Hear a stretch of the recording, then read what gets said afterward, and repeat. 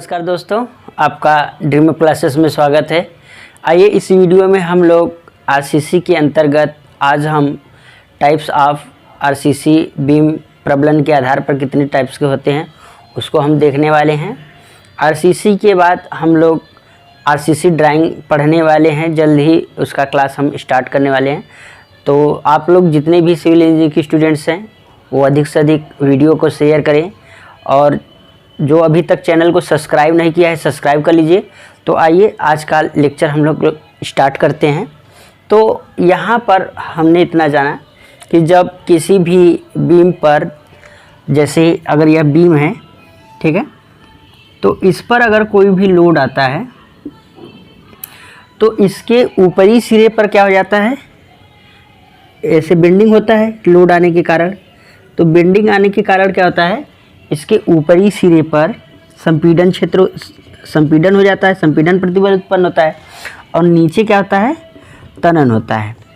हम जानते हैं कि जो कंक्रीट होता है उसकी संपीड़न सामर्थ्य अधिक होती है और टेंसाइल स्ट्रेंथ क्या होता है, बहुत कम होता है। तो चूँकि नीचे टेंसाइल जोन है, तो टेंसाइल जोन को यानी टेंसाइल स्ट्रेस को वहन करने के लिए हम क्या करते हैं, इसके नीचे यहाँ पर क्या लगा देते हैं, स्टील बार लगा देते हैं, छड़ लगा देते हैं, ठीक है, स्टील बार लगा देते हैं। तो ये स्टील बार क्या करता है, जो भी टेंसाइल स्ट्रेस रहता है उसको बियर कर लेता है। तो इस प्रकार से हमने यहाँ पर ये स्टील बार लगा दिया। तो स्टील बार लगाने के आधार पर जो बीम होता है वह दो प्रकार के होते हैं। पहला है एकल प्रबलित कंक्रीट धरण, सिंगली रेनफोर्स्ड कंक्रीट बीम। यह क्या होता है, जैसे हम यहाँ पर अगर एक इसका अनुप्रस्थ काट बनाएं, जैसे यह है, ठीक है, तो इसके यहाँ पर न्यूट्रल एक्सिस होगा, उदासीन अक्ष, ठीक। उदासीन अक्ष क्या होता है कि जिस सतह पर या जिस रेखा पर प्रतिबल का मान क्या होता है, शून्य होता है, और विकृति का मान भी शून्य होता है, तो वहाँ वह जो सतह कहलाता है, क्या कहलाता है, न्यूट्रल एक्सिस कहलाता है। तो यह न्यूट्रल एक्सिस, अब न्यूट्रल एक्सिस से जब हम ऊपर जाएंगे तो ये क्या हो गया, जो कि संपीड़न क्षेत्र है यहाँ पर, ठीक है, कंप्रेसिव जोन, और यहाँ पर क्या है, टेंसाइल जोन है। तो यहाँ पर अगर हम सिर्फ टेंसाइल जोन में, ठीक है, तनन क्षेत्र में सिर्फ हम अगर कंक्रीट को लगाएंगे, स्टील को लगाएंगे, तो उस हम बीम को क्या बोलेंगे, एकल प्रबलित कंक्रीट धरण। दूसरा क्या है, दोहरा प्रबलित कंक्रीट धरण। जब हम स्टील बार को इसके संपीड़न क्षेत्र और तनन क्षेत्र दोनों में लगाएंगे तो उस बीम को हम क्या बोलेंगे, डबली रेनफोर्समेंट कंक्रीट बीम बोलेंगे। तो इस प्रकार से हमें उम्मीद है कि आपको एकल प्रबलित कंक्रीट धरण और डबल रेनफोर्स्ड कंक्रीट बीम आपको समझ में आ गया होगा। बस इतना ही अंतर है कि जब सिर्फ तनन क्षेत्र में कंक्रीट स्टील को डाला जाएगा तो उसको सिंगली रेनफोर्स्ड कंक्रीट बीम बोला जाएगा। अगर उसके तनन और संपीड़न दोनों क्षेत्रों में स्टील बार को डाला जाएगा तो डबली रेनफोर्स्ड कंक्रीट बीम कहलाता है। तो यहाँ पर अब हम थोड़ा कुछ टर्म को समझेंगे जो कि बहुत ही महत्वपूर्ण है। इसी के आधार पर हम लोग प्रश्नों को सॉल्व भी करेंगे। तो जैसे कि यहाँ पर हम देख रहे हैं एक क्या है कि एक बीम का इसका क्रॉस सेक्शन बनाया हुआ है हमने। तो यहाँ पर ये क्या है, इसका बी है, ठीक है, धरण की क्या है, ये चौड़ाई है। जैसे अगर ये धरण हम बनाएं एक इस प्रकार से, ठीक, इस प्रकार से एक धरण हम बनाएं, तो जो ये धरण की ये वाला भाग है, क्या है, धरण की चौड़ाई है। तो बी क्या है, धरण की चौड़ाई है, ठीक है।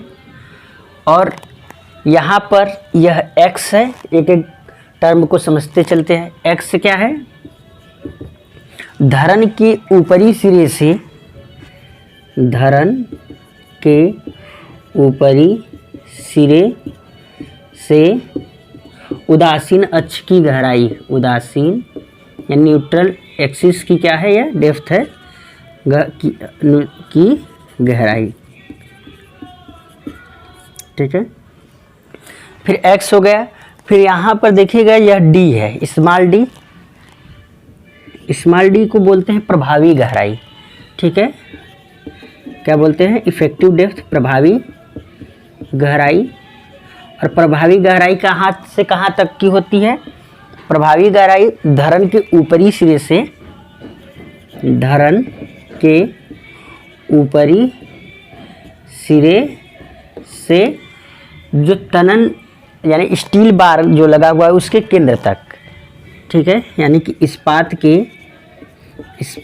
के केंद्र तक की दूरी। अगर आपसे पूछा जाए कि इफेक्टिव डेप्थ क्या होता है, तो धरन के जो ऊपरी सिरा है यहाँ से इसका जो स्टील हमने लगाया हुआ इसका जो केंद्र है उस वहाँ तक के जो बीच की दूरी है वह क्या कहलाता है, इफेक्टिव डेप्थ कहलाता है। फिर कैपिटल डी है, यह क्या है, टोटल डेप्थ है, कुल गहराई या संपूर्ण गहराई। यह क्या है, धरन के ऊपरी सिरे से धरन के निचले सिरे के बीच की जो दूरी है उसको हम क्या बोलते हैं, संपूर्ण गहराई बोलते हैं। अब देखिएगा यहाँ पर जो संपूर्ण गहराई है, फिर इसके बाद क्या है, प्रभावी आवरण, ठीक है। प्रभावी आवरण किसको बोलते हैं, प्रभावी आवरण। जो प्रभावी आवरण कहाँ से कहाँ तक का होता है, प्रभावी आवरण धरन के निचले सिरे से, यानी कि जो निचला सिरा है और इस्पात के केंद्र तक के बीच की दूरी होता है। यानी प्रभावी आवरण क्या हो गया, इस्पात के केंद्र से धरन के निचले सतह की दूरी, यानी यहाँ से यहाँ तक की जो दूरी होगा वह क्या कहलाएगा, प्रभावी आवरण। और यहाँ पर शुद्ध आवरण है, ठीक है, शुद्ध आवरण। तो शुद्ध आवरण किसको बोलते हैं, जो जैसे यह स्टील बार लगा हुआ है, स्टील बार की जो निचला सिरा है यहाँ से और धरन के निचले सिरे के बीच की जो दूरी है, जो यह दूरी है उसको क्या बोलते हैं, शुद्ध आवरण, ठीक है। तो शुद्ध आवरण क्या हो गया, इस्पात के यहाँ से यानी कि निचले सिरे से,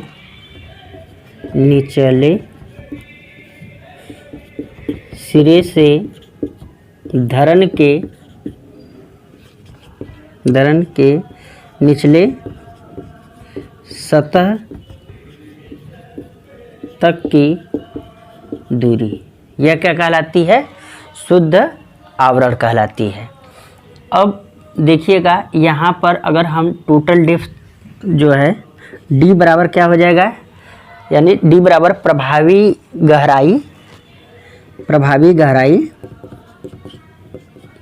गहराई प्लस प्रभावी आवरण। अगर हम यहाँ से यहाँ तक क्या है, प्रभावी गहराई है, फिर यहाँ से यहाँ तक क्या है, प्रभावी आवरण है, तो प्लस प्रभावी आवरण। तो ये जो है कि क्या हो गया, एक प्रकार से फार्मूला हो गया। तो इसको आप लोग याद रखेंगे कि टोटल डेप्थ क्या होता है, प्रभावी गहराई प्लस प्रभावी आवरण का योग होता है। तो हमें उम्मीद है कि आप लोगों को इतना समझ में आ गया होगा। अगर कोई डाउट होता है तो कमेंट ज़रूर करेंगे।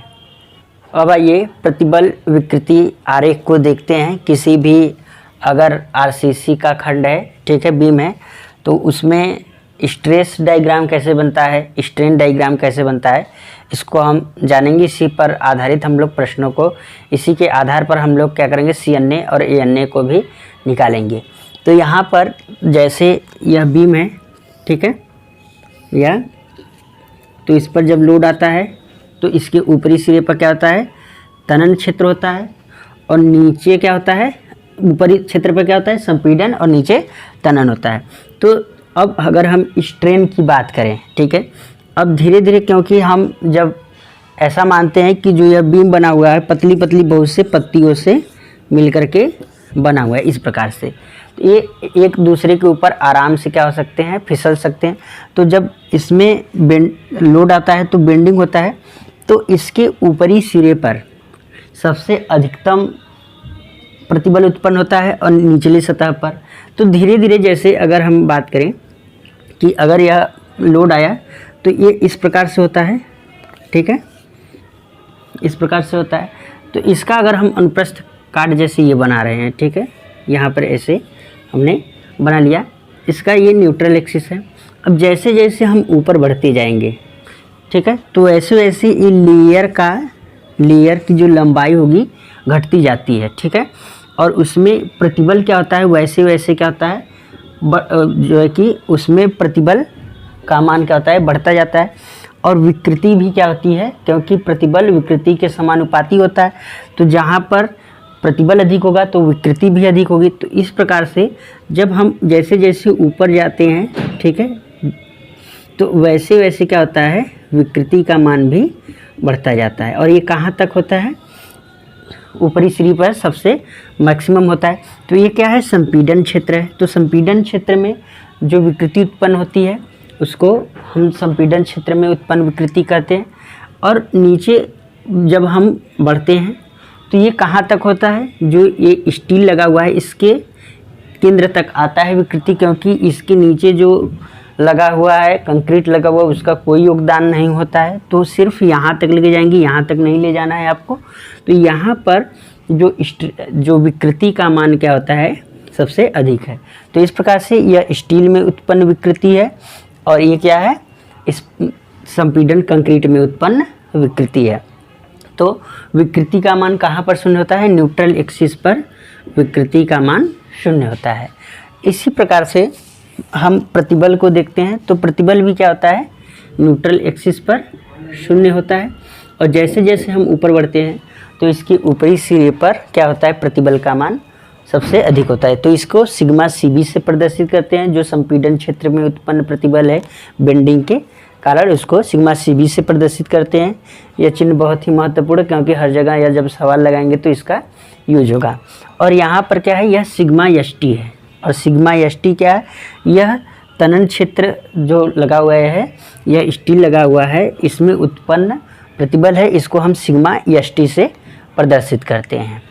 अब इसको हम क्या बोले हैं, स्ट्रेस डायग्राम है।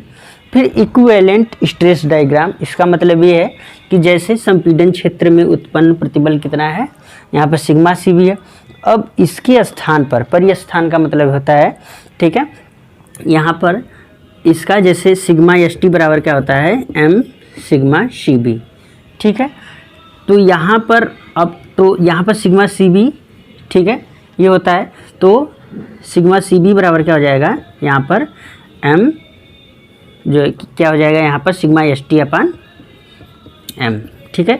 तो वहाँ से यह लिया गया है, ये संपीड़न क्षेत्र में जब संपीड़न की अवस्था में रहता है, तो यहाँ पर भी हम इसके स्थान पर जैसे सिग्मा ST है, इसमें अगर हम M का भाग देते हैं तो वह इक्विवेलेंट स्ट्रेस डायग्राम हमें प्राप्त हो जाता है।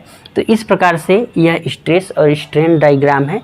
इतना बस आपको याद रखना है कि जो संपीड़न क्षेत्र है, प्रतिबल का मान सबसे अधिक ऊपरी सिरे पर, और स्ट्रेस का मान भी ऊपरी सिरे पर सबसे अधिकतम होता है, और न्यूट्रल एक्सिस पर शून्य होता है।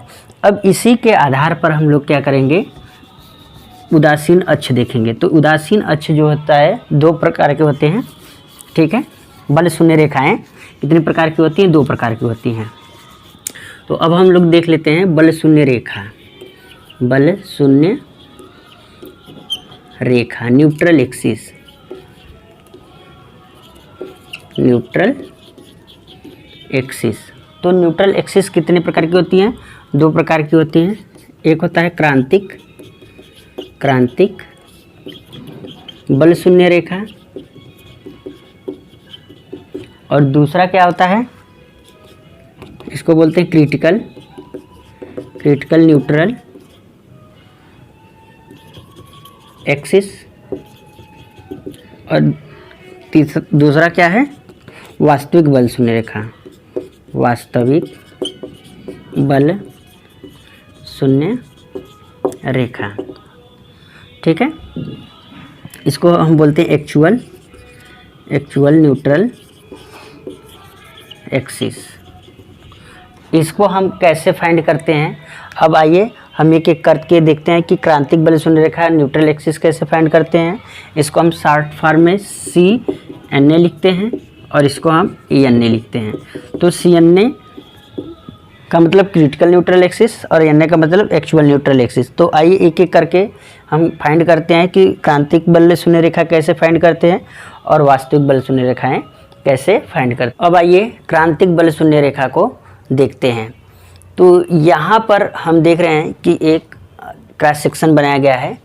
ठीक है, ये धरन की चौड़ाई है और ये धरन की संपूर्ण गहराई कैपिटल D है, प्रभावी गहराई स्मॉल d, और x क्या है, उदासीन अक्ष से यानी कि ऊपरी सतह से उदासीन अक्ष की दूरी है। तो इसी को हमें ज्ञात करना है कि ऊपरी सिरे से उदासीन अक्ष की दूरी कितनी होगी, इसी को हमें फाइंड करना है। तो हम इसको क्या कर रहे हैं, x बार से प्रदर्शित कर दे रहे हैं। तो अब देखिएगा हम यहाँ पर एक बनाए हुए हैं, यह स्ट्रेन डायग्राम है, स्ट्रेन डायग्राम। ठीक है, तो अगर हम ये क्या है, एक त्रिभुज की भांति बन रहा है। ठीक है, समरूप त्रिभुज, अगर हम इसको O मान लें, ठीक, A B और इसको C D। ठीक, तो हम क्या कर रहे हैं, समरूप त्रिभुज ले रहे हैं, समरूप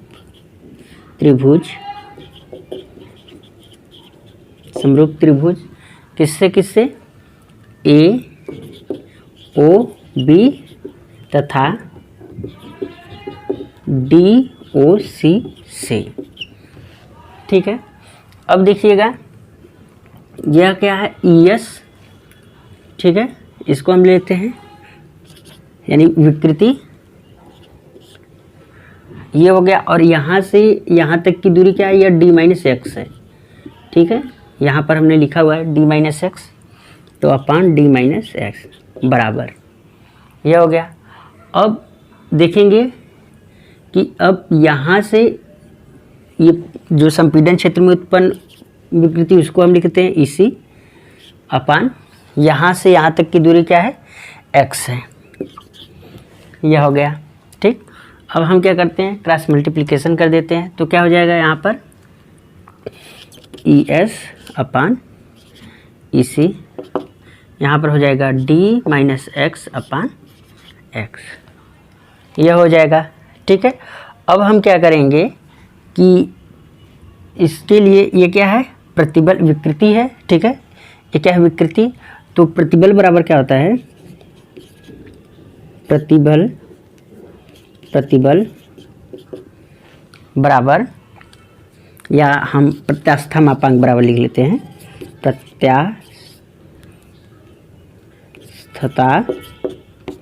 मापांक E बराबर क्या होता है, प्रतिबल बटे विकृति,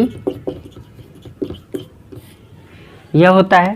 तो यानी कि E बराबर जो प्रतिबल है, ठीक है, यह अगर हम मान लेते हैं कि सिग्मा अपान विकृति को मान लेते हैं यह। ठीक है, तो यह हो गया।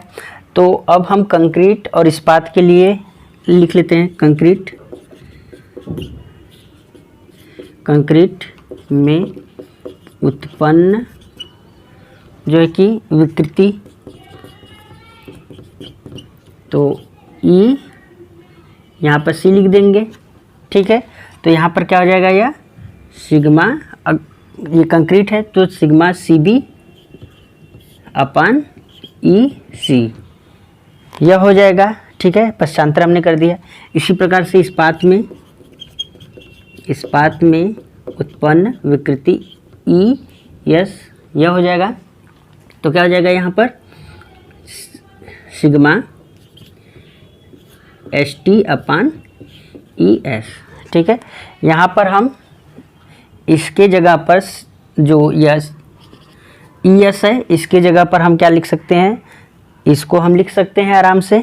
तो क्या हो जाएगा, सिग्मा एस टी अपान ई एस बटे, और यहाँ पर क्या है ई सी, तो ई सी की जगह पर हम क्या लिख सकते हैं, सिग्मा सी बी अपान ई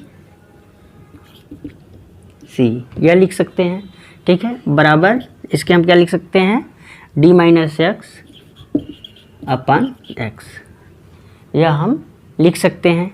अब देखिएगा, अब यहाँ पर क्या हो गया, सिग्मा एस टी अपान ई एस, यह हो गया। अब गुणे ई सी अपान सिग्मा सी बी, यह हो गया बराबर डी माइनस एक्स अपान एक्स। ठीक, अब हम क्या कर रहे हैं, यहाँ पर ए ई सी है। ठीक, अब sigma S T upon sigma C B बराबर, यानी इंटू या बराबर कर दें तो क्या हो जाएगा, यह उधर जाएगा तो ई एस अपान ई सी, यह हो जाएगा। फिर डी माइनस एक्स अपान एक्स, तो ई एस अपान ई सी क्या होता है, मापांक अनुपात होता है। तो यहाँ पर क्या हो जाएगा, sigma S T upon sigma C B बराबर एम हो जाएगा। यह क्या है, मापांक अनुपात। एम बराबर क्या होता है, ई एस अपान ई सी, यानी इस्पात में उत्पन्न इस्पात का प्रत्यास्था मापांक और कंक्रीट का प्रत्यास्था मापांक को क्या बोलते हैं हम, मापांक मॉड्यूलर रेशियो बोलते हैं। तो मॉड्यूलर रेशियो हो जाएगा यहाँ पर, तो ये डी माइनस एक्स अपान एक्स, यह हो गया। अब हम क्या करें, क्रॉस मल्टीप्लिकेशन कर दें। तो क्रॉस मल्टीप्लिकेशन कर देंगे तो क्या हो जाएगा, एक्स सिग्मा एस टी, यह हो जाएगा, यह बराबर क्या हो जाएगा, एम सिग्मा सी बी डी माइनस एक्स, यह हो जाएगा। अब हम इसको ओपन करेंगे, एक्स सिग्मा एस टी बराबर एम सिग्मा सी b into d minus m sigma सी बी इंटू एक्स। तो एक्स वाले पद को हम एक तरफ लाते हैं, तो सिग्मा एस टी फिर प्लस एम सिग्मा सी बी एक्स बराबर एम सिग्मा सी बी इंटू डी, यह हो गया। अब क्या हो जाएगा, एक्स कामन हम ले लें, तो एक्स कामन ले लेंगे तो sigma S t plus m sigma C B बराबर एम सिग्मा सी बी इंटू डी, यह हो गया। तो एक्स बराबर क्या हो जाएगा, एम सिग्मा सी बी इंटू डी, ठीक है, एम सिग्मा सी बी इंटू डी। अब ये नीचे चला जाएगा, सिग्मा यहाँ पर जो है कि एम सिग्मा सी B plus sigma S T, यह क्या हो जाएगा, क्रिटिकल न्यूट्रल एक्सिस हम इस फार्मूले से निकाल लेंगे। तो बहुत ही आसान विधि है। हमने क्या किया, यहाँ से विकृति आरेख से हमने समरूप मान करके फिर इस प्रकार से हमने जो है कि क्रिटिकल न्यूट्रल एक्सिस निकालना सीखा। तो क्रिटिकल न्यूट्रल एक्सिस कैसे निकालेंगे, यदि हमें प्रतिबल ज्ञात हो, यानी इस्पात और कंक्रीट के जब उत्पन्न प्रतिबलों के आधार पर हम निकालते हैं तो जो आता है तो उसको हम क्या बोलते हैं, क्रिटिकल न्यूट्रल एक्सिस। तो इस प्रकार से हमने क्रिटिकल न्यूट्रल एक्सिस को निकाला। इस पर आधारित हम लोग प्रश्नों को देखेंगे। तो अगर यहाँ तक आपको कोई भी डाउट होता है तो आप कमेंट में ज़रूर लिखेंगे। तो फिर हम अगले वीडियो में मिलेंगे, और अपने दोस्तों के साथ आप लोग अधिक से अधिक शेयर करें ताकि मैक्सिमम लोग हमसे जुड़ सकें। फिर हम अगले वीडियो में मिलते हैं। नमस्कार।